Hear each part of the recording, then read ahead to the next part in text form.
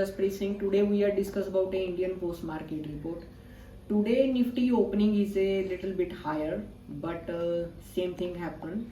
Nifty just make a consolidation, and no one people are expectation there कि Nifty will make a this kind of a movement in today, because yesterday they are also break on a trend line.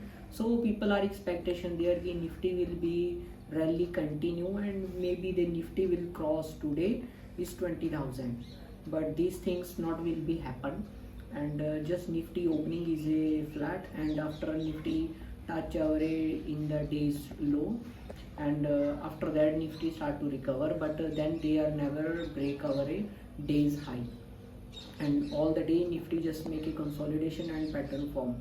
So many people are expectation there from the weekly expiry.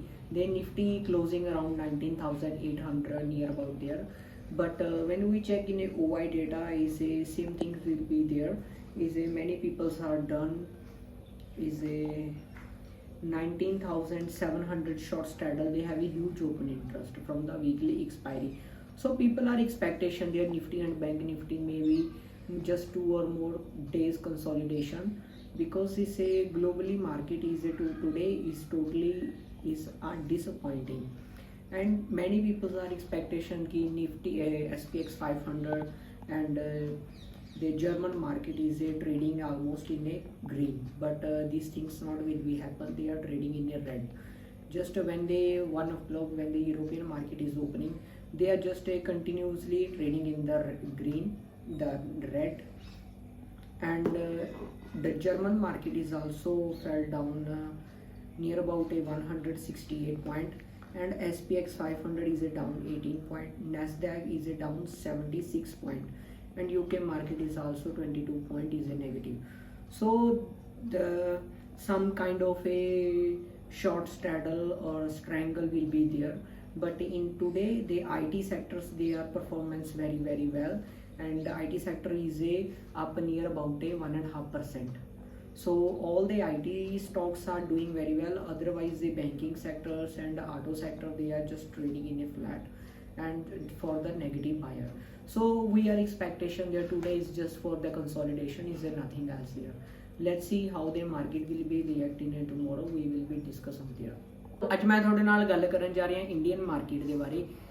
ਅੱਜ Indian market ਦੇ ਵਿੱਚ ਜੋ opening ਆ flat ਦੇਖਣ ਨੂੰ ਮਿਲੀ ਆ, but ਜਿੱਦਾਂ ਹੀ ਨਿਫਟੀ ਨੇ ਆਪਣੇ ਦਿਨ ਦਾ ਹਾਈ ਬ੍ਰੇਕ ਕਰਨ ਦੀ ਕੋਸ਼ਿਸ਼ ਕੀਤੀ, ਉਸੇ ਤਰ੍ਹਾਂ ਹੀ ਸੇਮ ਟਾਈਮ ਦੇ ਉੱਤੇ ਸੇਲਿੰਗ ਪ੍ਰੈਸ਼ਰ ਦੇਖਣ ਨੂੰ ਮਿਲਿਆ।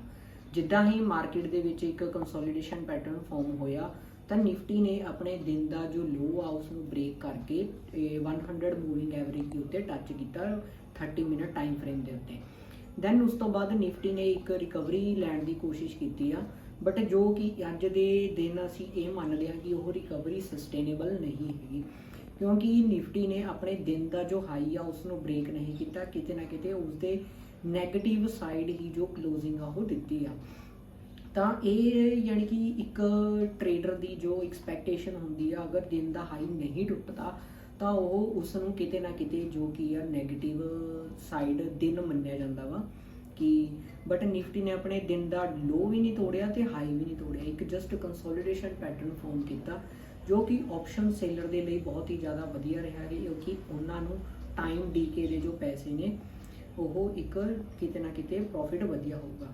ਅਗਰ ਅਸੀਂ ਸੈਕਟਰ ਵਾਈਜ਼ ਗੱਲ ਕਰਦੇ ਹਾਂ ਤਾਂ ਨਿਫਟੀ ਦੇ ਵਿੱਚ ਕਲੋਜ਼ ਟੂ ਕਲੋਜ਼ ਬੇਸਿਸ ਦੇਖਦੇ ਹਾਂ ਤਾਂ 20 ਪੁਆਇੰਟ ਦਾ ਡਾਊਨ ਆ, ਦੂਸਰੇ ਪਾਸੇ ਬੈਂਕ ਨਿਫਟੀ ਦੇ ਵਿੱਚ 58 ਪੁਆਇੰਟ ਦਾ ਮੂਵ ਆ ਜੋ ਡਾਊਨ ਸਾਈਡ ਆ। ਸਿਰਫ ਇੱਕ ਅੱਜ IT ਸੈਕਟਰ ਦੇ ਵਿੱਚ ਇੱਕ ਬਹੁਤ ਵਧੀਆ ਮੂਵ ਦੇਖਣ ਨੂੰ ਮਿਲਿਆ ਵਾ, ਜੋ ਕਿ 360 ਪੁਆਇੰਟ ਦਾ ਮੂਵ ਆ ਹਾਇਰ ਸਾਈਡ ਆ, ਕਿ ਇੱਕ ਇਹ ਮੰਨਣਾ ਵਾ ਕਿ IT ਸੈਕਟਰ ਦੇ ਵਿੱਚ ਕਿਤੇ ਨਾ ਕਿਤੇ ਪੋਜ਼ਿਟਿਵਿਟੀ ਦੇਖਣ ਨੂੰ ਮਿਲੀ ਆ। ਬਟ ਜਿੱਦਾਂ ਹੀ ਨਿਫਟੀ ਨੇ ਆਪਣੇ ਦਿਨ ਦਾ ਜੋ ਹਾਈ ਨਹੀਂ ਬ੍ਰੇਕ ਕੀਤਾ ਤੇ ਉਸ ਤੋਂ ਬਾਅਦ ਇੰਡੀਆ ਵਿਕਸ ਦੇ ਵਿੱਚ ਵੀ ਇੱਕ ਡਾਊਨ ਸਾਈਡ ਫਾਲ ਦੇਖਣ ਨੂੰ ਮਿਲਿਆ, ਇੱਕ ਇਹ ਵੀ ਬਹੁਤ ਵਧੀਆ ਤੇ ਪੋਜ਼ਿਟਿਵ ਸਾਈਨ ਆ। ਕਿਤੇ ਨਾ ਕਿਤੇ ਅੱਜ FIA ਦੇ ਦੁਆਰਾ ਸੀਲਿੰਗ ਕੀਤੀ ਗਈ ਆ, ਕਿਉਂਕਿ ਲਾਸਟ 3 ਦਿਨਾਂ ਤੋਂ ਕੰਟੀਨਿਊਸਲੀ FIA ਨੇ ਇੰਡੀਅਨ ਮਾਰਕੀਟ ਦੇ ਕੈਸ਼ ਮਾਰਕੀਟ ਦੇ ਵਿੱਚ ਸੀਲਿੰਗ ਕੀਤੀ ਆ, ਤੇ DIA ਨੇ ਜੋ ਮਾਰਕੀਟ ਨੂੰ ਸਪੋਰਟ ਦਿੱਤਾ ਵਾ। ਦੂਸਰੇ ਪਾਸੇ ਅਗਰ ਅਸੀਂ ਗੱਲ ਕਰਦੇ ਹਾਂ ਵਰਲਡ ਮਾਰਕੀਟ ਦੀ ਤਾਂ ਜਰਮਨ ਮਾਰਕੀਟ ਦੇ ਵਿੱਚ 155 ਪੁਆਇੰਟ ਦਾ ਮੂਵ ਆ ਜੋ ਡਾਊਨ ਸਾਈਡ ਦੇਖਣ ਨੂੰ ਮਿਲ ਰਿਹਾ ਵਾ ਇਸ ਟਾਈਮ, ਤੇ ਉਸ ਤੋਂ ਬਾਅਦ ਅਮਰੀਕਨ ਮਾਰਕੀਟ ਦੀ ਗੱਲ ਕਰਦੇ ਹਾਂ ਤਾਂ 18 ਪੁਆਇੰਟ ਦਾ ਮੂਵ ਡਾਊਨ ਆ, ਨੈਸਡੈਕ ਦੇ ਵਿੱਚ 175 ਪੁਆਇੰਟ ਦਾ ਮੂਵ ਡਾਊਨ ਆ, ਯੂਕੇ ਮਾਰਕੀਟ ਦੇ ਵਿੱਚ 23 ਪੁਆਇੰਟ ਦਾ ਮੂਵ ਆ ਜੋ ਡਾਊਨ ਆ। ਤੇ ਕਿਤੇ ਨਾ ਕਿਤੇ ਗੱਲ ਇਹ ਐਕਸਪੈਕਟੇਸ਼ਨ ਕਲੀਅਰ ਹੁੰਦੀ ਹੈ ਕਿ ਜੋ ਵਰਲਡ ਮਾਰਕੀਟ ਆ ਉਹ ਟੋਟਲੀ ਕਿਤੇ ਨਾ ਕਿਤੇ ਡਿਸਟਰਬੈਂਸ ਆ, ਜਿਸ ਕਰਕੇ ਉਹਨਾਂ ਦੇ ਵਿੱਚ ਇੱਕ ਕੰਸੋਲੀਡੇਸ਼ਨ ਪੈਟਰਨ ਫਾਰਮ ਹੋ ਰਿਹਾ। ਉਸੇ ਕਰਕੇ ਆਪਣੀ ਇੰਡੀਅਨ ਮਾਰਕੀਟ ਦੇ ਵਿੱਚ ਵੀ ਬਹੁਤ ਵਧੀਆ ਕੋਈ ਖਾਸ ਮੋਮੈਂਟਮ ਦੇਖਣ ਨੂੰ ਨਹੀਂ ਮਿਲ ਰਿਹਾ। ਬਟ ਇਹ ਕੁਛ ਨਾ ਕੁਛ time some point of time ਦੇ ਉੱਤੇ ਇੰਡੀਅਨ ਮਾਰਕੀਟ ਦੇ ਵਿੱਚ ਕਰੈਕਸ਼ਨ ਆਉਣੀ ਵੀ ਬਣਦੀ ਹੈ, ਕਿਉਂਕਿ ਨਿਫਟੀ ਨੇ ਬਹੁਤ ਹੀ ਵਧੀਆ ਬੁੱਲ ਰਨ ਦਿੱਤਾ ਵਾ ਪਿਛਲੇ 2-3 ਮੰਥ ਦੇ ਵਿੱਚ। ਅਗਰ ਤੁਸੀਂ ਸਾਡੇ ਚੈਨਲ ਦੇ ਉੱਤੇ ਨਵੇਂ ਹੋ ਤਾਂ ਸਾਡੇ ਚੈਨਲ ਨੂੰ ਲਾਈਕ ਐਂਡ ਸਬਸਕ੍ਰਾਈਬ ਕਰੋ। Read all the subject are market related to the risk. Thank you for the watching.